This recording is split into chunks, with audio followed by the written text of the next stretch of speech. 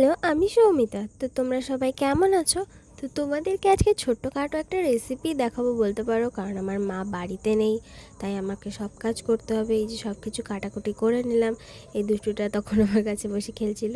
এই যে এগুলো তোমাদের জন্য গাইস। তারপরে আমি ভাত রান্না করতে বসিয়ে দিলাম, চালটা ধুয়ে দেন মিক্সে করে নিলাম মশলা। তারপর দেখলাম ভাতটা অনেকটা হয়ে এসছে। দেন তেল দিলাম, তেলের মধ্যে ফোড়ন দিলাম। তার আগে ভেজেছিলাম, সরি, ভাজাভুজি করে নিলাম চিংড়ি মাছ। আমি করব পটল চিংড়ি। তারপরে সেই তেলেই আবার এই যে এখন ফোড়ন দিলাম। ফোড়ন দেওয়ার পরে দেন রান্না করতে শুরু করলাম। মশলাটা কষিয়ে নিলাম, হলুদ নুন যা যা দেয়। দেন তারপরে আমি জানি না এখানে এমনটা কেন দেখাচ্ছে যে কালো কালো টাইপের, কিন্তু পরে ঠিক হয়ে গেছিলো। তারপরে ভেজে নিলাম। দেন স্নান করে উঠে আবার লাঞ্চ করে নিলাম।